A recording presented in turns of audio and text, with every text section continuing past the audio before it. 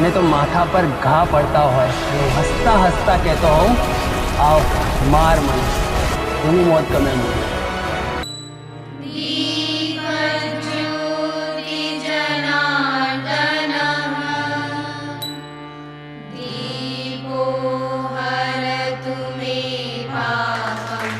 મિત્રો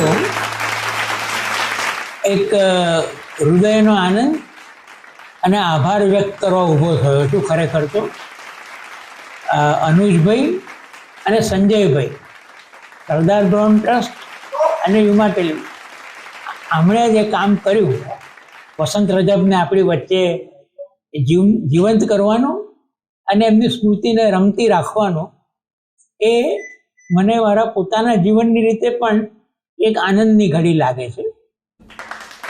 નીલ પટેલ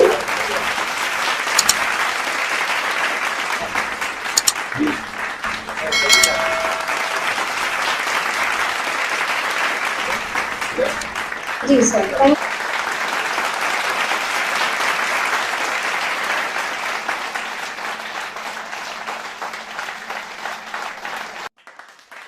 वसंत रजब एक कहानी नहीं हकीकत मूवीना प्रीमियर शो में उपस्थित सौ युमा टेलिविजन मुख्य संचालक संजय भाई थी मांडीने एमनी टीम अने सर्व आमंत्रित भाईओ बहनों ने हूँ नमस्कार. सरदार भवन ट्रस्ट तरफथी हूँ आप सौने आवकारू छूं. संजय भाई ना यथार्थ परिश्रम मेहनत क्रिएटिविटी थी बनेली आ फिल्मनु આજે આપણે પ્રીમિયર શો નિહાળવા જઈ રહ્યા છીએ. સરદાર ભવનનો મકસદ પર્પઝ લક્ષ્ય એક જ છે કે વસંત રજબની જે હકીકત થઈ એને એક ફિલ્મના રૂપમાં તૈયાર કરીને જે યુવા પેઢી છે જેનાથી આ હકીકત દૂર છે એ લોકોને આ વિષયનું ખબર નથી એના સુધી આ જે કહાની નહીં પણ હકીકત ને પહોંચાડવી. પણ દાદા એવું તો નહીં થાય ને કે અંગ્રેજો પહેલા આપણને લૂંટતા હતા અને પછી દેશવાસી જ આપણને લૂંટવા માંડે. આ શોષણ મુક્ત ભારત ક્યારે બનશે? जय और वीरू शोले फिल्म के दो कैरेक्टर थे, दो पात्र थे. 100 में से 99 लोगों को उसके बारे में पता है. शोले को 50 साल से ज्यादा वक्त हो गया है, उसके बावजूद भी हमको जय और वीरू याद है. दो मित्रों की कहानी है, दो फ्रेंड्स है. ऐसे ही दो फ्रेंड्स है वसंत और रजब. कितने लोगों को उसके बारे में पता है? अहमदाबाद में हम लोग गए थे तो अहमदाबाद में एक वसंत चौक भी है. ज्यादातर लोगों को पता नहीं कि वसंत चौक कौन से वसंत के नाम पर है, क्या है इसके पीछे कहानी. इसलिए हमने ये मूवी का नाम रखा है वसंत रजब, कहानी नहीं हकीकत. પહેલો સવાલ કે આપણે બધા સાયકલ ઉપર કરાચી નહીં પોરબંદર સુધી જવાનું છે અને ત્યાંથી સ્ટીમરમાં કરાચી. બીજો સવાલ હતો કે સાયકલ ઉપર જવાથી શું ફેર પડી જાય છે? એ એટલા માટે કે નાના નાના ગામોમાં આજે પણ જ્ઞાત જાત ધર્મના ભેદભાવ થાય છે. નેતાના ભડકાઉ ભાષણોથી વર્ષોથી સાથે રહેતા લોકો પરસ્પર દુશ્મન બની જાય છે. તે લોકોને સમજાવવાના છે.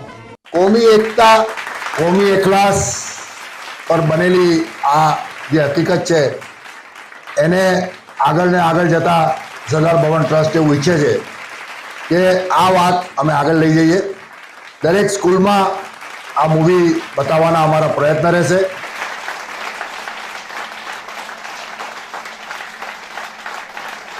અમદાવાદમાં અમારા મિત્રો મૂવમેન્ટ ફોર સેક્યુલર ડેમોક્રેસીના નામે પ્રવૃત્તિ કરે છે.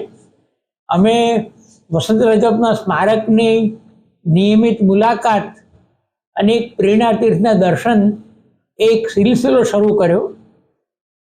શહાદતને 60 વર્ષ થયા, 46માં ગયેલા 60 વર્ષ થયા 2006માં. ત્યારે મને થયું કે આપણે યાદ કરીએ છીએ પણ ઘણા બધાનો તો એમના વિશે ખબર જ નથી. એટલે મેં તે સમયની ઉપલબ્ધ બધી વિગતો માહિતી એ શોધી થોડુંક નવું વાંચન લેખન કર્યું. વસંત રજબના બલિદાન વખતે જયંતિ દલાલ અને ઇન્દ્રનીલ ઠાકોરે થોડીક સામગ્રી ભેગી કરી હતી અને પછી ઝવેરચંદ મેઘાણીએ એક આખો ગ્રંથ સંપાદનનો એના પરથી તૈયાર કર્યો હતો. આ બધી સામગ્રી પણ તે વખતે સુલભ નહોતું કશું, એમાંથી પસાર થઈ અને તે પછી પણ જે કેટલુંક નવું કામ થયું હતું એ બધું જોઈ અને મેં વસંત રાજપને વિશે એક સામગ્રી આપી. હવે આપણને નાત, જાત અને ધર્મને ભૂલીને એક થવાનું છે, તો જ આપણે આ અંગ્રેજોની ગુલામીમાંથી છૂટી શકીશું.